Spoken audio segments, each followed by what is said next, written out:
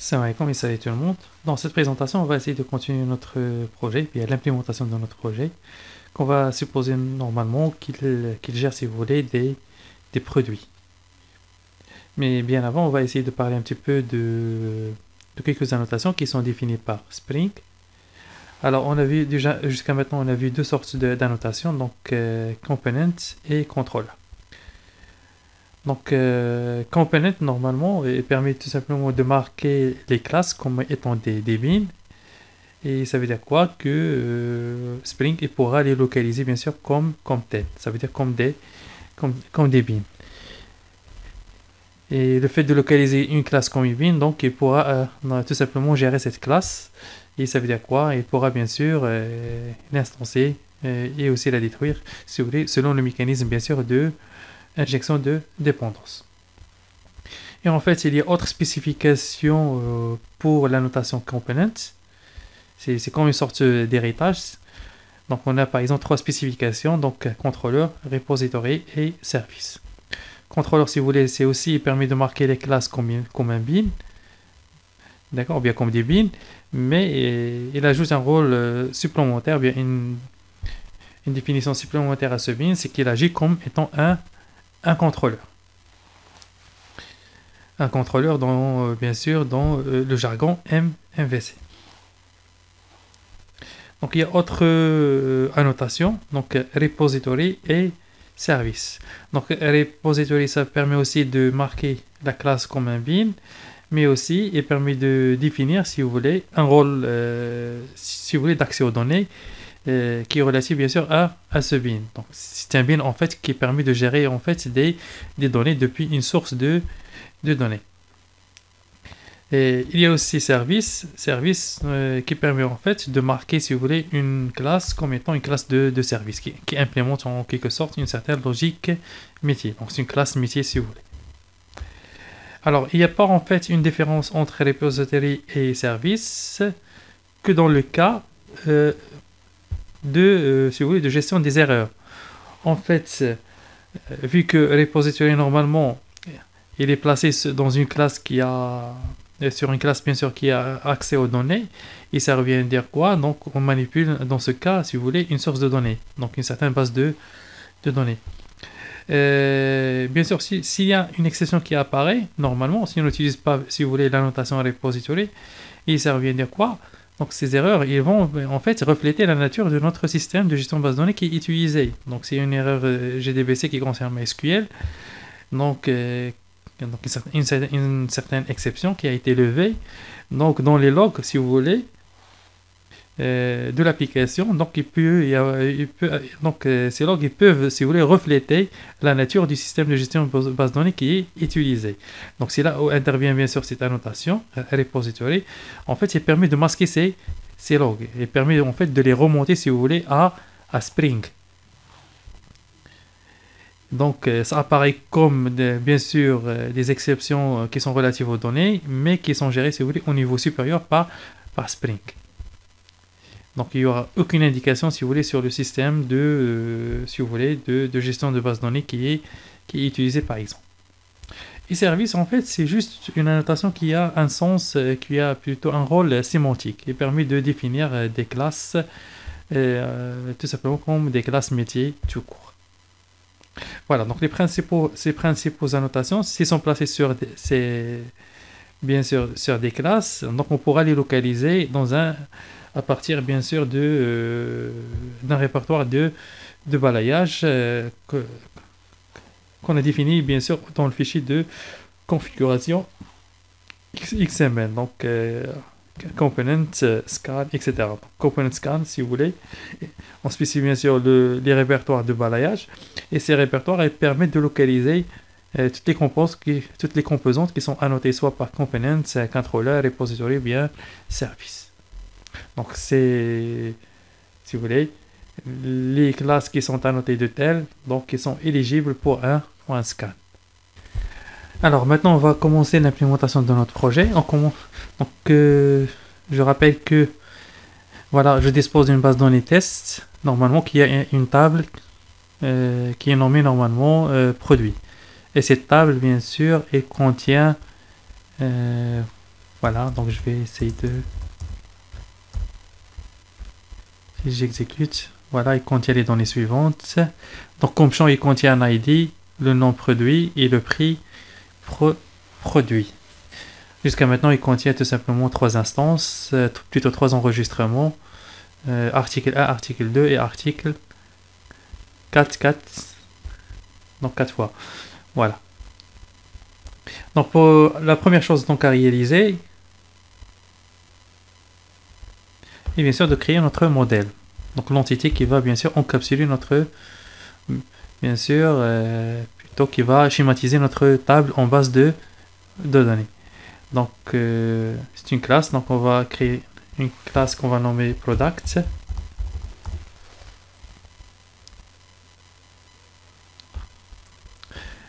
Cette classe, donc on doit la noter int_id. Donc on utilise les annotations de GPA parce que qu'on connaît tous, donc Hibernate c'est une implémentation de GPA. D'accord.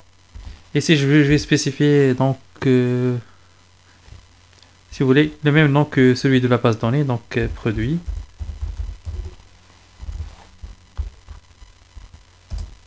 Donc c'est une entité et aussi je dois préciser qu'elle est là. Il va faire correspondre, ou bien elle va correspondre à quelle table. Donc la table qui est annotée, si vous voulez, plutôt la table qui est nommée produit. Si je reviens ici, donc c'est produit avec S. Produit, voilà.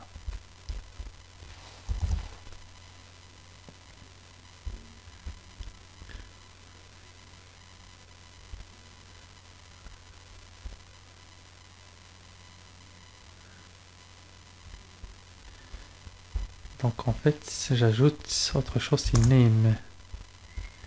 D'accord, le name et la même chose ici. Name, voilà.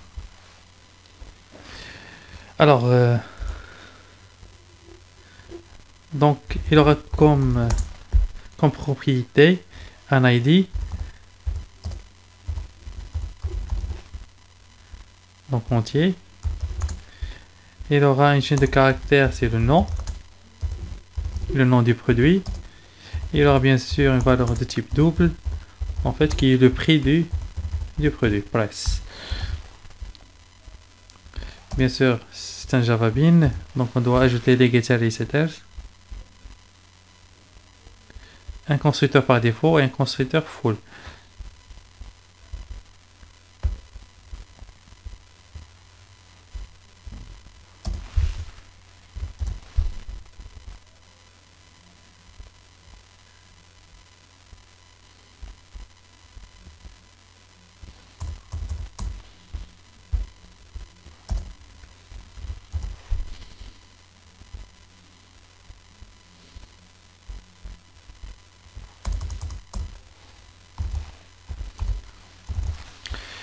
Voilà. Alors pour préciser que cette ID en fait c'est la clé primaire, on ajoute bien sûr la notation ID.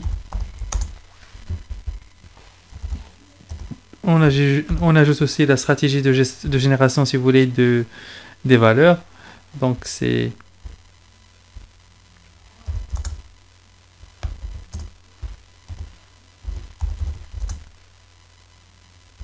dans le cas de MySQL, c'est mieux de préciser pour bien sûr la stratégie auto-increment, si vous voulez, la génération, si vous voulez, identity.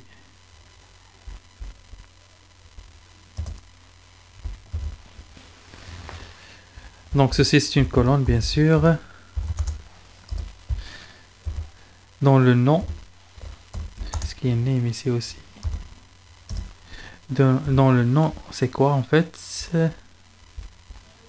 C'est nom produit. Nom produit. Produit avec S ou bien sans S. Nom produit.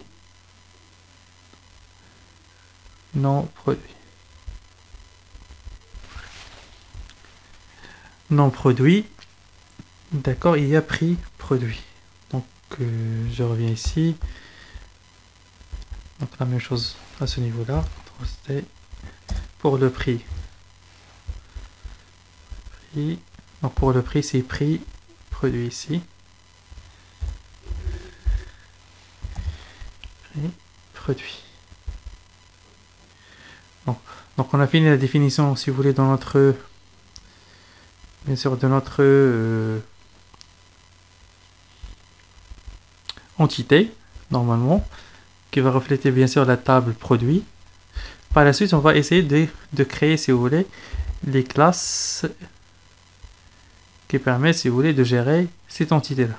Donc ce sont les classes d'accès aux données. Donc avant ça, je vais créer une interface.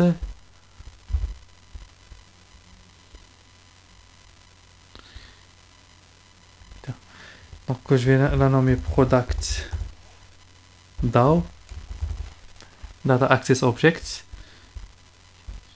Et juste pour le test de notre application, on va supposer que donc cette interface, il nous offre ce service-là, c'est la récupération, si vous voulez, des enregistrements de la table produit.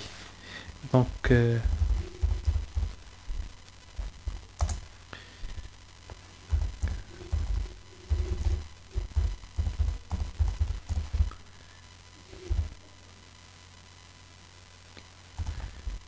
il définit une méthode getProducts tout court, qui renvoie, si vous voulez, une liste de produits.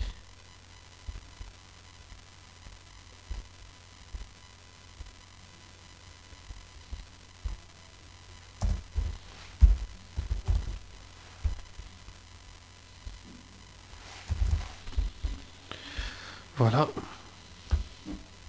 Donc il y aura aussi donc une implémentation de cette interface.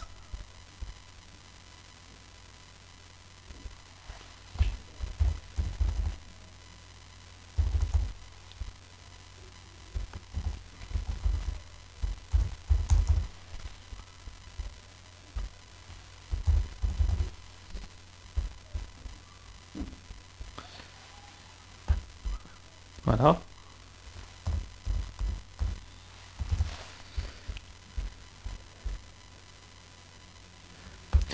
Et on aura une classe de service.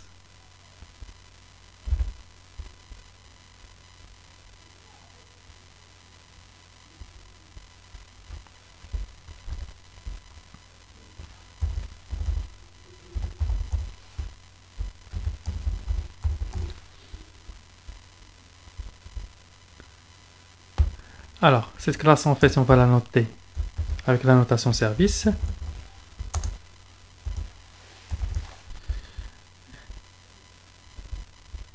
Et c'est là, puis elle a accès aux sources de données, à la source de données, donc on va la noter repository. Voilà.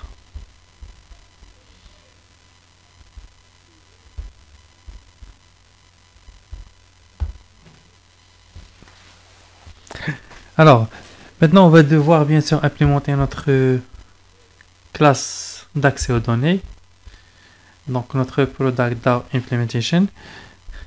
Et pour cela, donc cette classe normalement, il devra avoir accès à la base de données. Et donc, il devra avoir une connexion à la base de données. Et cette connexion, il va l'obtenir via, bien sûr, la session factory. Donc,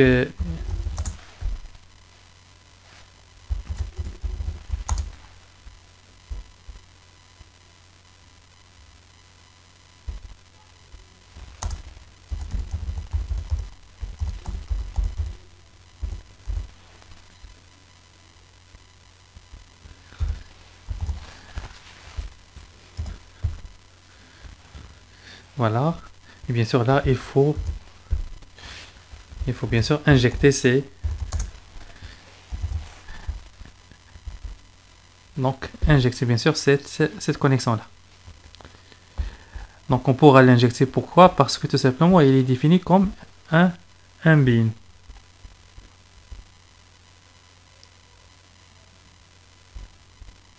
Donc il est défini comme un bin au niveau bien sûr du fichier Hibernate. Donc c'est où?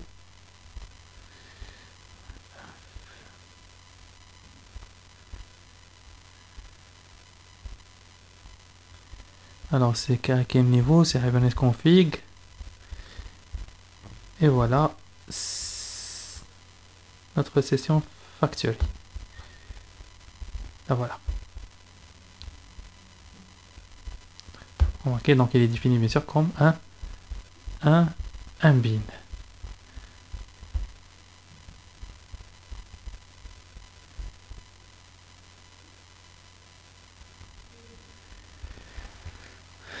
Alors, par la suite, bien sûr, il faut récupérer cette liste de produits. Comment ça? Donc, bien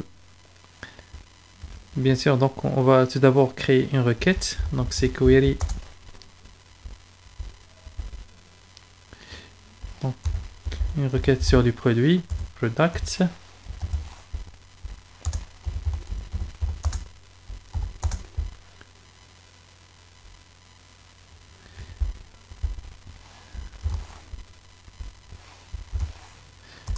Donc tout d'abord il faut créer la session. Il faut récupérer la session.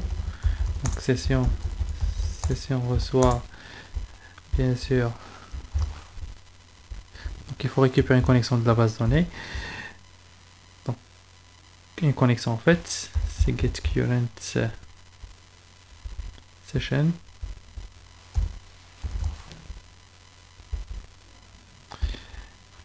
Et par la suite, bien sûr, il faut appeler bien sûr create query à laquelle je vais spécifier deux informations. Donc la requête dans le jargon de Hibernate. Donc c'est from produit.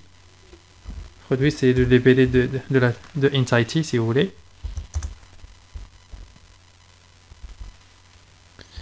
Bien sûr, donc la valeur qui est passée à la notation entity. Et par la suite,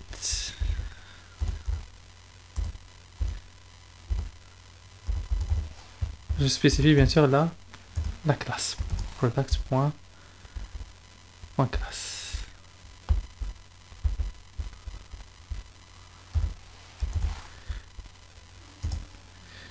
Et je récupère bien sûr la liste des produits.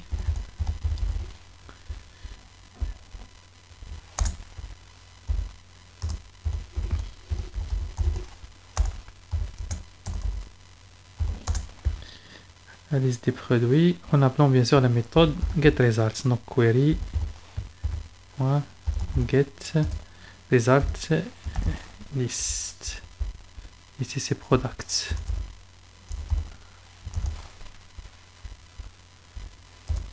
Et je retourne bien sûr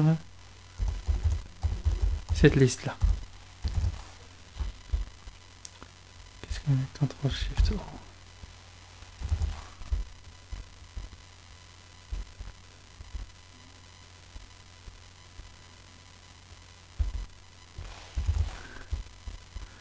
Voilà. Donc on a fini bien sûr l'implémentation dans notre méthode qui permet en fait de récupérer la liste des produits à partir de la table produit au niveau de la base de données. Donc une dernière configuration qu'il faut ajouter ici, une annotation, c'est l'annotation transactionnelle.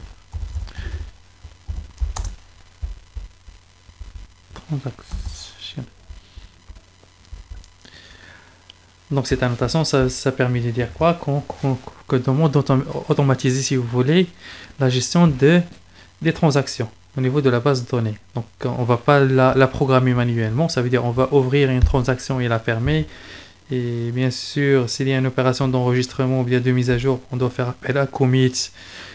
Et pour une annulation, donc un rollback et ainsi de suite. Donc cette gestion de transaction, elle sera automatique et via quoi? Via bien sûr une classe qu'on a définie au niveau du fichier de configuration Hibernate config. Donc qui va gérer en fait cette transaction-là, ou bien ces transactions-là, c'est bien sûr cette classe-là. Hibernate Transaction Manager. D'accord. Donc ceci d'une part, et d'autre part, qu'est-ce qu'on a? On va implémenter notre service. Dans notre service, qu'est-ce qu'on a? On va bien sûr, si vous voulez, faire appel à notre classe d'accès aux données. Donc à notre product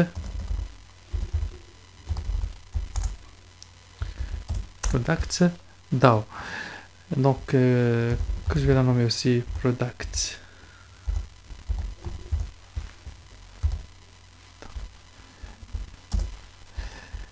Et dans ce service, bien sûr, j'aurais dû aussi créer une interface et une implémentation, mais juste pour simplifier ici le test, j'ai créé juste une classe. Alors, on doit la noter avec aussi AutoWire. Donc, et aussi, je peux donc l'injecter, donc via bien sûr l'injection de dépendance. Pourquoi? Parce que ProductDAO, si vous voulez, leur implémentation, ils sont annotés, si vous voulez, avec repository. Et repository, comme on l'a dit, donc, est permis de marquer la classe aussi comme étant un bin. Donc, je peux la localiser comme bin. Alors, on va supposer qu'il y a une méthode, par exemple, public, que je vais nommer tout simplement produit, et qui permet de récupérer la liste des produits.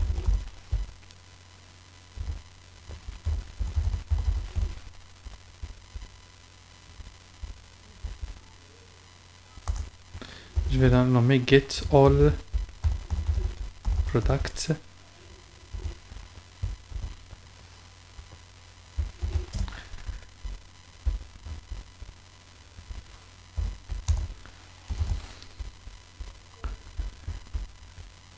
Donc, CTRL SHIFT O. Et là, on va faire appel tout simplement à notre classe d'accès aux données. J'appelle la méthode bien sûr getProducts.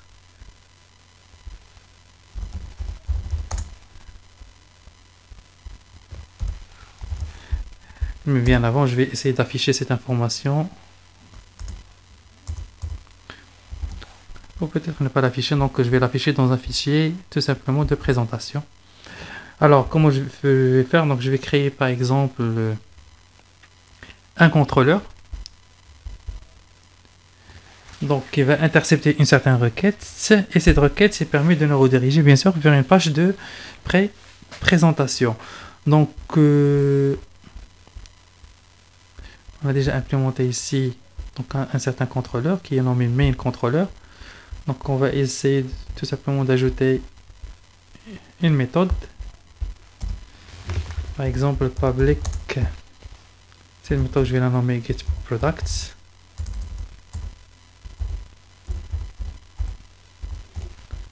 Avec S par exemple.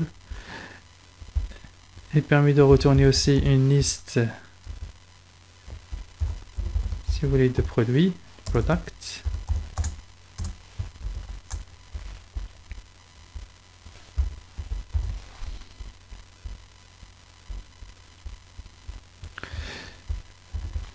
Voilà.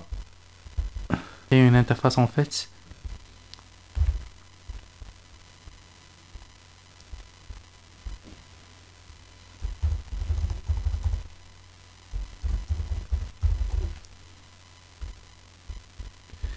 Donc je vais changer ça en implémentation.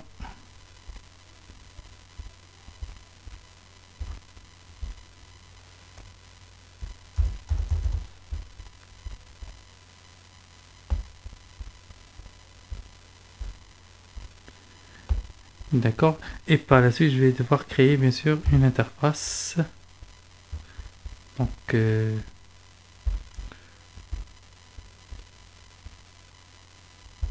au niveau de ça, donc ici implements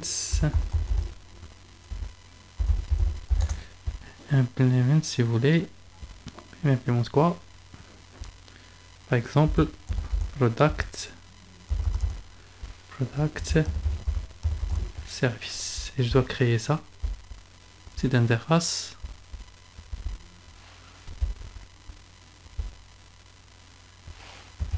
Voilà. Et cette interface est définie bien sûr cette méthode là.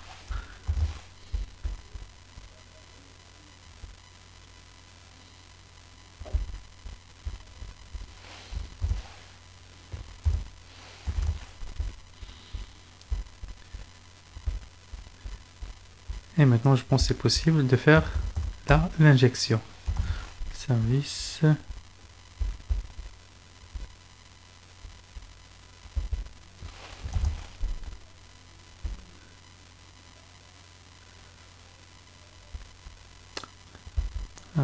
Pardon, donc je dois tout simplement voilà, définir cette injection dans un niveau supérieur.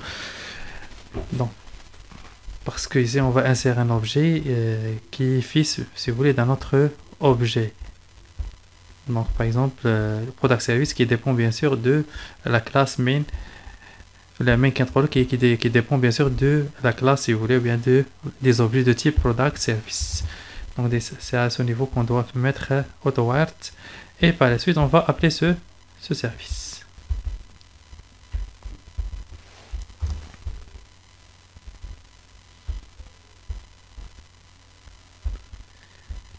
Donc, CTRL V service, j'appelle la méthode getAllProducts. C'est une liste de produits.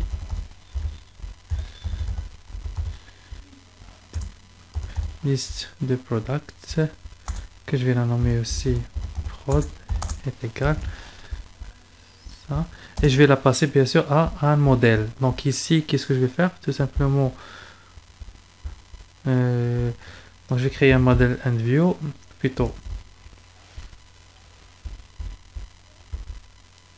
je vais créer ici un objet modèle EndView.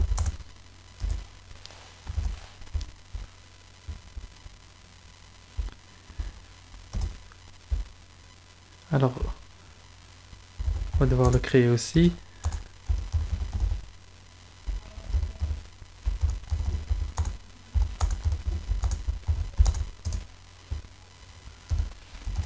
Et ça concerne une page, donc la page display,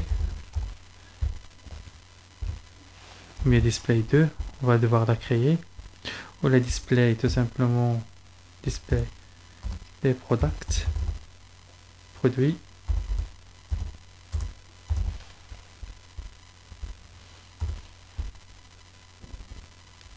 C'est notre page GSP qui va afficher bien sûr les données.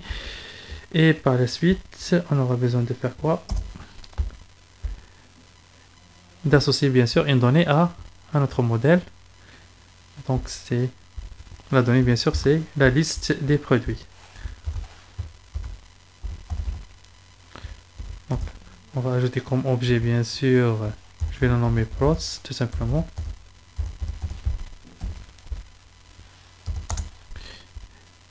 Et ça concerne quoi en fait? Ça concerne bien sûr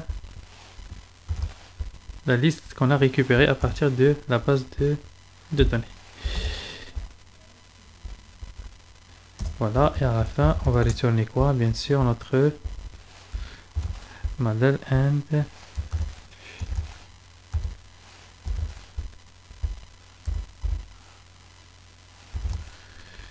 Voilà. Donc, on va marquer cette méthode comme étant une méthode de traitement de requête. Donc, on ajoute la notation request mapping. Et bien sûr, le nom mapping qui va être utilisé ici. Donc, je vais considérer que c'est le nom tout simplement tout court produit.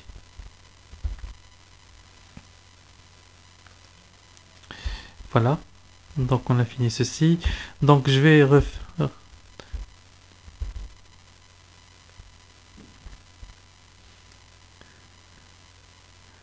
Alors ici, donc je vais tout simplement, pour ne pas perdre de temps, transformer ceci donc produit.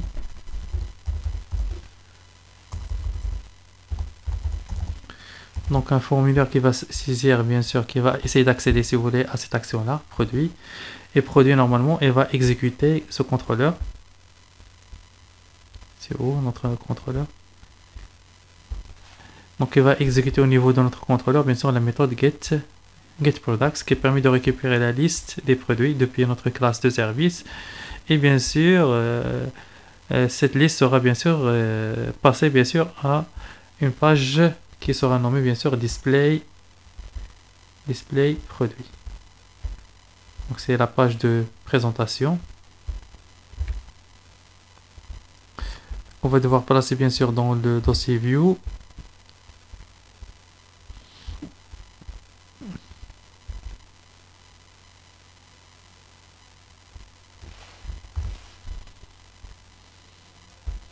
Et on va devoir récupérer, si vous voulez, cette liste de produits.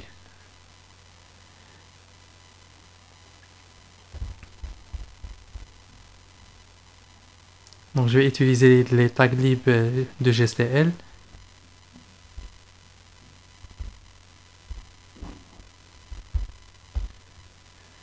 Et donc pour l'affichage, donc comme je dis, on aura utilisé par exemple pour la simplification les tags GSTL.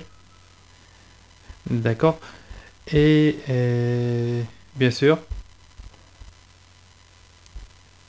donc on va devoir récupérer bien sûr la liste des produits, donc qui est associée bien sûr au modèle, si vous voulez.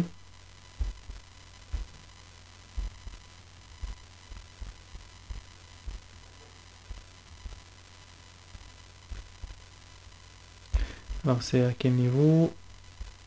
Notre modèle main controller. Voilà, on l'a nommé prots. Donc on va devoir la récupérer depuis la page de présentation, c'est display produit.html et .gsp.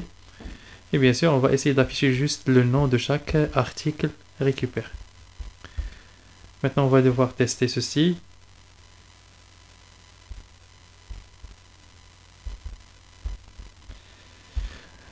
Voilà, donc on va devoir exécuter ceci.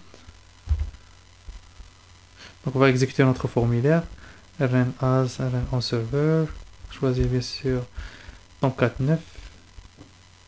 Et je clique sur Finish. Donc peu importe la valeur que c'est ici, ce qui compte bien sûr, c'est d'accéder à notre URL, plutôt de se mettre une requête selon l'URL produit, qui comporte comme nom de chemin bien sûr produit. Donc je clique sur Envoi, voilà, donc on a semé la requête produit. Et on a pu récupérer bien sûr la liste des articles, l'article 1, l'article 2 et l'article 4.4. Et voilà. Voilà en principe comment on réalise, si vous voulez, une application qui est modulaire, d'accord, MVC, et tout en intégrant bien sûr Hibernate comme, si vous voulez, donc un module qui permet bien sûr le mapping relationnel au objet. Et merci pour votre attention.